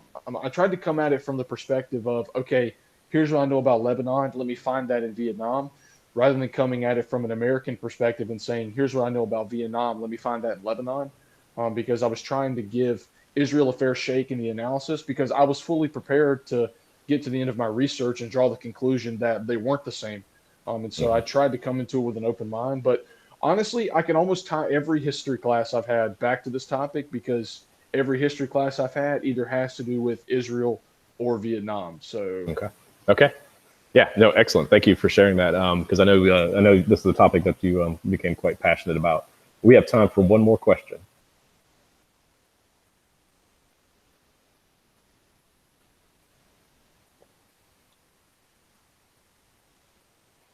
Go, Dr. Vicky. I always have questions. Good. This might be already beyond the scope of what you specifically looked at. So, you can certainly say I have no idea. Did you see that in some ways after this this Lebanese war being so negatively perceived and Israel being so negatively perceived because of an aggressive action versus a self-defense action, that in some ways this that other war since have actually been based on this kind of trying to repair this action, because currently at least there's a lot of negative perception under the current government. I think their actions against, wasn't there another invasion of Lebanon not that long ago, or the taking back of the Golan Heights and stuff. So there were several actions that might actually fit into the same pattern, where Israel is perceived as aggressive. Is there anyone actually saying, hey, let's not do that because this is just like Lebanon, the 1982 problem that we had? Just like the US faces again and again people making these comparisons to Vietnam and saying, what are we doing in Afghanistan? Isn't that also, just like Vietnam? And sometimes these comparisons can be misused and they actually don't mean much. But I wondered if you came across like more modern examples of people actually saying, let's not repeat the problems of the past that would either fit or not fit your comparison that you're trying to make with, this is just like Vietnam. Are other wars that Israel fought since similar or not similar at all? Yeah, so Israel actually ended up going back to Lebanon in the early 2000s, and the entire media spectacle was, let's not be like 1982 again, let's not be like 1982 again, bringing up Sabra and Shatila. So they've actually physically gone back to Lebanon, and that, yes, immediately has come back up. The thing with Israel in the Middle East is that they've been largely unapologetic about the Lebanon war, and so in terms of drawing the comparison in their other conflicts, I think that there's been comparisons drawn to the elements of the Lebanon war. Obviously, any chance an anti-Israel source gets to take a shot with the Sabra and Shatila massacre, they managed to do so. And then obviously when people get to take a shot at indiscriminate apartment building bombings, and Israel actually bombed a couple of school buses full of children during the Lebanon war. So when people get the opportunity to bring that up, they definitely do. One person who's probably the most outspoken, I think, on that front is actually Thomas L. Friedman. He actually has a whole book where he basically takes shots at Israel the whole time, which I used as some of my primary source material. But in terms of the holistic comparison that we see from Vietnam, the answer to that would largely be no. But that's because, in my view, Israel has a lot more going on than the fact that they managed to push into the Gaza Strip or take some back from the Golan Heights every now and then. What you get in the U.S. is we're so detached, I think, from our foreign policy things that they're always a media spectacle. But people who live in modern Israel and early 2000s Israel, they live in the middle of a war-torn area of the world. And so Israel fighting another war, Israel storming another wall, Israel crossing another border is not really new news to them. And so it gets drawn, but it's kind of in the niches of the Israeli media and the regional media, because the people who really care that they're doing that again are not the people in charge. Very good point. Thank you. Yeah, excellent. So very good presentation, Cooper. Thank you for all the good effort you put into it. We have one more presentation in this session. And of course, for those of you who are joining us on the live stream, this is our session on the Arab-Israeli conflict. We've looked at the Munich Massacre of 1972. We had a very good and focused look at the Sabra and Shatila massacre, which took place in 1982. This last presentation with Cooper Short has taken this step back and looking at the Israeli invasion of Lebanon with a comparative perspective on Vietnam. And so our last presentation is going to deal with something that I think you guys will find very interesting, because it looks at the Israeli military in a broader kind of historical context. I don't want to give too much away on that, but I will call Cole Veira to the forefront at this time. All right. So my presentation was on Israel. And Cole, I'm have you pull up your presentation also. Sorry to interrupt you. I thought it was already pulled up. Sorry. That's okay. It happens to me all the time. And so as Cole pulls that up, I just want to introduce you to him. He's also a history major who's been doing a lot of hard work on this topic, and really from the beginning, he chose this topic and has really, I think, done a good job of exploring the various elements and nuances associated with it. So without further ado, I give you Cole Veira, whose presentation is coming up right now. All right. So my presentation is on Israel and their military successes since the establishment after the UN partition. So for to start off, a few common questions that the research sought to answer are: number one, how has Israel remained undefeated in war since its creation? Number two, do the Israelis have a certain technological or militaristic edge over their enemies?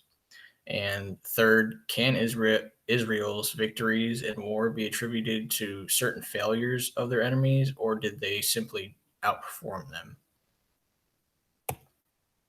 So my thesis is, since its establishment just over 70 years ago, the Israeli Defense Forces have earned and maintained the reputation as the fiercest military force in the Middle East, remaining undefeated in war because of its advanced weapons technology, unique military society, military tactics, and its close foreign relations. So throughout my research, I used a wide array of both primary and secondary sources. Some of the secondary sources I used, first one was the weapons wizards, how Israel became a high-tech military superpower. This source really focused on the weapons and the technology that the IDF is using and what they're developing, and how Israel has stayed at the peak of military technology and just developing the newest technology ahead of everybody else in the world. The second source I used was the Six-Day War and the Yom Kippur War, the history of military conflicts that established Israel as a superpower in the Middle East. And this source, as it says in the title, it talks about how Israel was able to establish themselves as a fierce military force in the Middle East because of their success in the Six-Day War and the Yom Kippur War. My third source is Combined Arms Warfare and Israeli Military History. And this source seeks to show what tactics in war Israel uses to achieve these victories and how they have used them successfully over the years.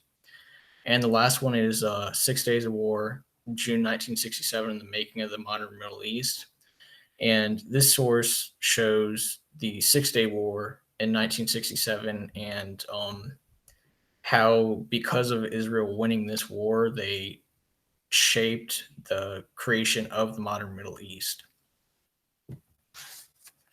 So in order to fully understand this, some background should be covered.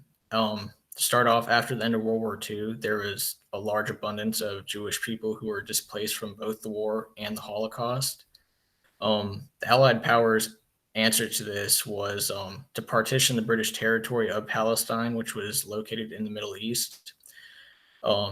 This partition split the territory into two separate territories, the first one being the Arab state of Palestine, and the second one would be the Jewish state of Israel, whose main purpose was to serve as a homeland for the displaced Jewish people from the war.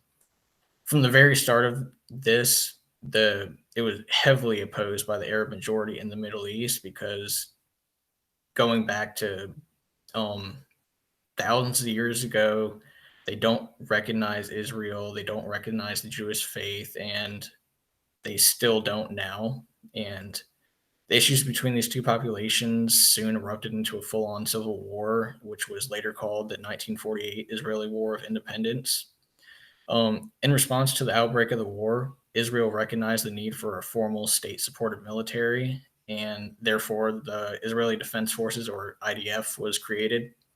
While the standing army was supported and funded by the state of Israel, it was far from an organized military. Initially, it was pretty much just a glorified militia made up of a number of Jewish paramilitary groups.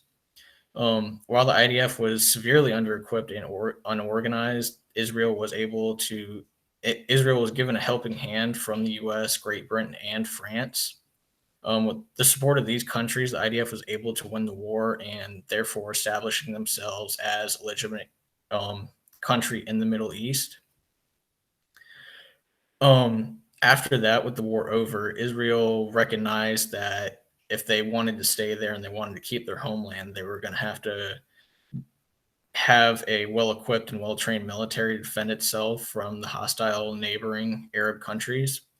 As a result, Israel went through a period of major military growth. At the same time this was going on, the Cold War was just starting. And because of this, the Soviet Union began arming Arab countries that surrounded Israel, such as Egypt, Syria, and Jordan.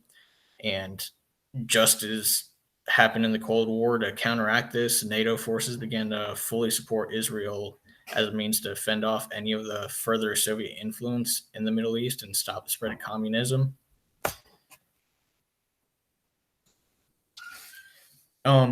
So although in the first decade after its establishment, Israel did continue armed conflict with neighboring Arab countries, it never really faced any enemy forces alone or without the support of the NATO countries. Because of this, the IDF remained fairly inexperienced, as they were always able to fall back and rely on NATO to back them up and fend off any of their enemies. Soon enough, Israel lost the NATO support and they were pretty much just left to their own devices. This proved to be a huge issue for Israel, and it pushed them to learn to be able to defend themselves. This fully came to fruition in 1967 and again in 1973 with the Six-Day War and the Yom Kippur War. During both of these wars, the IDF was able to cut its teeth and start developing a fierce military reputation. To start off, during the Six-Day War, this was the first of these wars, and it occurred in the summer of 1967. During this time, Israeli intelligence noticed a mobilization of Egyptian, Syrian, and Jordanian military forces around their borders. Once mobilized, these forces began to head for the Israeli borders, and it was obvious that they were trying to invade Israel. And as a result, Israel recognized this as an act of war, and the IDF was given a green light to deal the first blow of war so that they could have an advantage over their enemies. And this initial attack came in the form of what was later called Operation Focus, which was a highly organized air attack on numerous Air Force bases in Egypt, Syria, and Jordan. Within hours, with wave after wave of Israeli bombers and fighter jets quickly destroying the entire air forces of each of these three countries. After this, with no threat of enemy air support, the IDF was able to establish air superiority in the war, and this gave them a huge advantage over their enemies. After that, this war was split into three fronts: the Sinai Front, the Judean Samarian Front, and the Golan Heights Front. Although fighting a three-front war in which Israeli defeat seemed extremely inevitable, the IDF was able to pull off an impressive and swift victory in under a week. This Israeli victory only increased the Arab resentment towards Israel, and it would surface again 6 years later. As I mentioned, 6 years later, the IDF would once again face off against its neighboring Arab countries. This war started on the Jewish holiday of Yom Kippur, in which Egyptian and Syrian forces began mobilizing, and with the intent of catching Israel off guard because it was a Jewish holiday and they weren't expecting to be attacked during this time. While normally this would not have served to be much of an issue, the IDF is a relatively small standing army, and the majority of their soldiers are reserve soldiers, and they're not active and not constantly at the ready to defend the country. Because they were caught off guard, the IDF needed a few days to mobilize its reserve forces and send them to the front lines to defend the country. This initial slump put the IDF at a disadvantage at the beginning of the war, as they were unprepared and they weren't able to deal the first blow, such as in 1967 with Operation Focus. The Yom Kippur War was split into two fronts: the Golan Heights Front and the Suez Canal Sinai Front. In under a week, the IDF was able to get their forces fully mobilized and get the reserve forces out to the front lines. Once they set up a strong defensive line, the IDF launched a fierce counterattack to drive the enemy forces out of Israel and back into their own countries. Once they were able to do this, a defeat was all but certain for Israel's enemies. And Egypt and Syria recognized this, and they decided to sign a ceasefire and bring an end to this war. So the main question in this research comes up is, how did the IDF do this? After seeing how they performed in these two wars, the answer comes in the form of four aspects. First one being Israel's military society. The second being the IDF's military tactics and their experience. And the third, it being Israel's weapons technology. And the last one being Israel's foreign relations. The first part of the answer to the research question is Israel's unique military society. This uniqueness comes from the fact that because they are geographically surrounded by hostile countries, Israel has always had a critical need for survival. Because of this, the IDF requires every single Israeli citizen, both men and women, to serve in the IDF for a set amount of years once they turn the age of 18. Because every Israeli serves in the military, if the need comes, the IDF can literally mobilize the entire country to defend themselves. This was seen in both the Six-Day War and the Yom Kippur War, in which the IDF mobilized its active military, as well as its reserve forces, allowing them to have a much larger military force if the need came. The next part comes with the IDF's military tactics and experience. Unlike its enemies, the IDF uses combined arms warfare as their primary battle tactic. This means that in addition to normal ground forces, the IDF uses other forces such as tanks, air support, artillery, and paratroopers in conjunction with each other to support the infantry forces. This tactic allows the IDF to swiftly and fiercely attack their enemies, catching them off guard. In addition to the use of combined arms warfare, the IDF also relies on their far superior training and combat experience. This is because since Israel is in a constant state of war, it has introduced better military tactics and has attained a great deal of combat experience through many years of war after war after war. This aspect was seen again in both the Six-Day War and the Yom Kippur War, where the IDF used combined arms warfare along with its superior training experience to bring a swift and fierce blow to their enemies and winning the war. Next, the IDF's weapon technology must be recognized. Since its inception, Israel has always been the world leader in advanced military technology. This is because of coordination between their weapons engineers and the frontline troops. This allows the weapons designers to produce weapons that better suit the IDF. In addition to this, since every Israeli citizen serves in the military, as mentioned earlier, the very engineers that are developing and designing these weapons have already served in the military, and they know what the military needs and what they don't. This has always allowed Israel to stay at least a generation ahead of the majority of the world when it comes to weapons technology.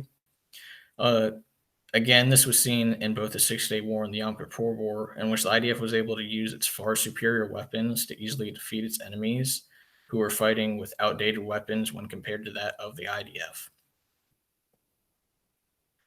The last and perhaps the most influential part is that of Israel's foreign relations. In the first 2 decades after its establishment, Israel relied heavily on France and Great Britain for their defense needs. During this time, these two countries supplied the IDF with billions of dollars worth of military equipment and even more billions of dollars in military aid. Right before the Six-Day War, Israel unfortunately lost the support of both these countries. With them left vulnerable, the U.S. saw this as an opportunity and swept in and became Israel's primary military ally. This relation saw the U.S. give billions of dollars worth of weapons and aid Israel annually. This military aid has continued on even up to today. In addition to this military aid, the U.S. also provides Israel with its reputation as the most powerful country on the planet. And with such a strong ally behind them, Israel is able to deter any foreign hostilities.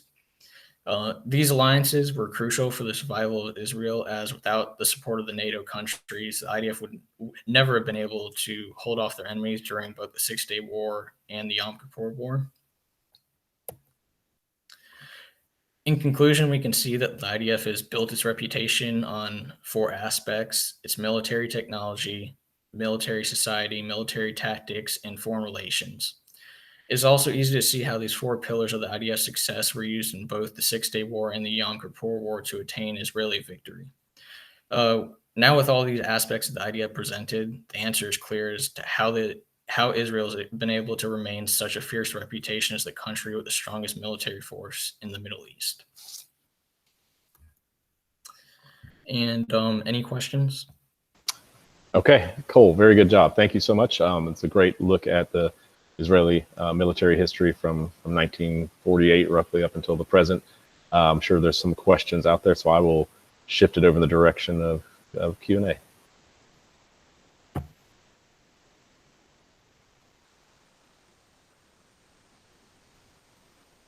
I have a question, actually. I was wondering what your opinion would be, or I guess if you found it in any of your sources, where they talked about Israel perhaps relying too much on foreign aid for its defense, beyond its inception with France and Britain, but more recently with the United States, or if there was anything like that. I would say it definitely came up not as much with the U.S. as it did with France and Great Britain, but that was mostly because they relied on them in their first couple of decades the country was formed, and they really didn't know what to do. They were just used to France and Great Britain giving them weapons and protecting them.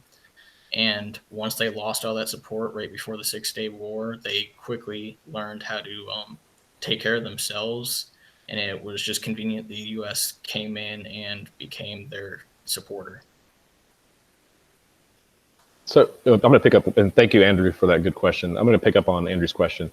Can you explain a little bit to the audience, Cole, what the reason was for this loss of support from France and Great Britain for Israel prior to the 6-Day War? So it was mostly political reasons. With France, Charles de Gaulle, once he got into power, he just didn't see the need to support Israel. I wouldn't say he didn't support the creation of Israel, but he no longer saw a need for France to continue to give them billions of dollars worth of things every year. And the same could be said for Great Britain. They just didn't see the need to. They were like, we already established this country. They have a military. It's been 20 years. We really don't need to give them billions of dollars worth of aid every year. Okay, so we're just kind of a changing of the guard where Great Britain and France were stepping down and really stepping into that back, and then the United States is providing this role of supporter. Okay, yeah. Very good. I'll pass it on to someone else.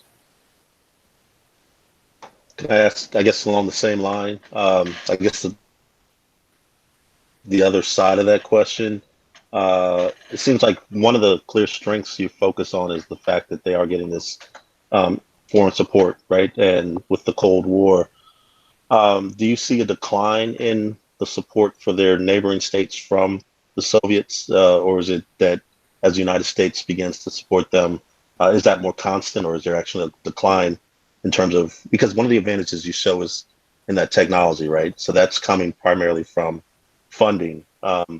Is there a reason that they're able to, not only have a military state in many senses, but also, again, the Air Force, these tanks, et cetera, that other states aren't developing those same defenses? Is it that weakness of support from the outside? There's definitely two reasons for it. The first one being the hostile countries that are around them. After the Cold War ended, the Soviet Union just cut them off. They saw no more need to support them, just as France and Great Britain did with Israel. And then the second reason is they just started to recognize that, especially with the support of the U.S., they're just totally incapable of defeating Israel. And they pretty much just accepted that they lost that territory, and they still resent that they lost the territory, but they're starting to recognize that it's very unlikely that they will ever drive Israel out of their territory. Yeah. Okay. I have a comment. I have a comment and a question. First, a comment. First of all, very, very good presentation. I thought it was interesting to see this over from the inception, you could say, the founding of Israel all the way to the war of 1973. And you could actually draw this line, and I think you kind of did, all the way to today. There's no question that the Israeli military has, the extremely good weapons technology. I remember when I served in the German army, that a lot of the equipment we used was actually Israeli equipment, where we were always like, whoa, if you want a radio that works, take an Israeli radio because they always work. So it was always this kind of go-to technology was Israeli technology. I thought it was interesting. Germany actually does support Israel with weapons technology. Germany always had this kind of a little bit problem with military exporting its military goods to other countries, but I think it has been least controversial, I think, to Israel because of this debt, you could say, that Germany feels it needs to make up since the Holocaust. That there's no question that Germany actually has been supportive, also in terms of, I think, delivering submarines and stuff to Israel. Certainly not on the same scale as the U.S. For obvious reasons. My question would be, what about other aspects of this military technology could explain the kind of survival of this Israeli state within this context of an extremely hostile environment? You mentioned, a lot of important points that I wondered if you came across in your research about what aspect is the intelligence play, like the Mossad specifically, kind of supporting military actions by finding out, where are the enemies and the kind of killings of, paramilitary commanders all over the place with drones and stuff like that. Versus also, what about, did you come across any kind of mentioning about nuclear weapons that Israel, I think, doesn't officially possess, but kind of everyone knows they do have them, which makes a huge difference in terms of, military superiority. If you have nuclear weapons and the rest don't, then this makes a big difference. Did you come across that?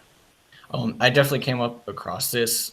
As you mentioned, they haven't officially said they have weapons, but France has officially said that they have provided them with the means and the education to create nuclear power. So it's just always been assumed that they have nuclear weapons and they have the capabilities, and that has always been a big deterring factor for countries to attack them, is because they know Israel is a very small country and they have a big desire for national survival. So if they stepped too far, they knew that nuclear war was imminent and they really didn't want to push them too far.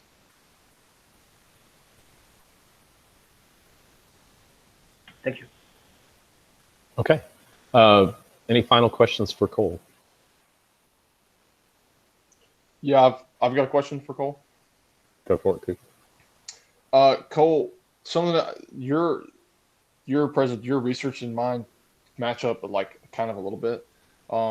The question I was going to ask is, what is the kind of like military makeup, do you know, of like Israel's forces? And let me clarify that question. Something I found interesting when I was researching for the Lebanon War was that what you've got in the Lebanon War, which you've also got in Vietnam, is there's a lot of guys that serve in the Israeli military that are basically like draftee, kind of like younger guys who were basically forced into military service, having to serve in the war, which is part of the reason why some of these atrocities happen, is because these guys are not trained to deal with things like Sabra and Shatila. They're not trained to deal with, banana groves. They're just, as we see in the movie Waltz with Bashir, people are just kind of freaking out and kind of acting willy-nilly. Is there anything the Israeli military, is that a common thing? Is that anecdotal? Do they tend to recruit? Do they tend to take mostly volunteers? What's their military made of? This is definitely a big thing, is just with the U.S. and Vietnam. One unique thing is whenever any man or woman turns 18 in Israel, they're automatically drafted for 4 years. So they're forced to serve in the military. So similar to the U.S. and Vietnam, when they drafted all these young people who really didn't support the war, they didn't want to be there, they're less likely to want to play by the rules, because they have the whole attitude is, I didn't sign up for this. This isn't my job. I didn't want to do this. So it has led to more things like that, people being less responsible for their actions because they just have the mindset that they didn't sign up for it, so they don't need to follow the rules as much as if they did sign up for it. Okay, Cooper, is that sufficient for your question? Yeah, that's good. I think it's easy to kind of think that when you see a few, firsthand accounts. I didn't know if that was the general consensus, or, was it just this country full of people who just really, really, really want to be there? Yeah. but I think just to kind of chime in, I think what Cole initially also said, and I think he's very right, is that while there might be drawbacks of having a draft, and drawing people in who might not want to serve, the ultimate effect that it has for Israel that Cole mentioned is that you really have this very broad reservist base that at any moment's notice you can say, oh, the state is in peril. Everyone now needs to take up their arms and fight back. You can only do that if you actually have a draft that doesn't just train 5% of your population, but 99% of your population. I mean, that makes a huge difference, especially when you have a country that's small. Yeah, and certainly, whereas there may be a lack of resolve for some of the people participating, as Dr. Vicky indicated, you do have that broad base of training and experience that you can draw on. So I think that ties into what Cole was suggesting early on. So okay, well, we are close to the 10:30 mark. Cole, very good job on this presentation. For all my folks who have asked questions over the past 4 presentations, thank you for those, and for the participants, thank you for your good responses. I think overall our first session has gone splendidly well. No real technological difficulties, so I applaud with Dr. Vicky and others all of your good work and efforts. Dr. Harris, thank you. And so we will have a 2-hour little break. And so thank you for all those who are tuned in on the live stream. We can't see you, but we know you're out there. And so we appreciate your participation on this Honors Day Symposium. Join us at 12:30 with the topic being colonialism and its after effects, where we have 4 more great presentations coming up. So we'll see you later today. You guys? Hey, Dr. Vicky. Hey. Let me turn off the recording just a second. Yeah. And the stream.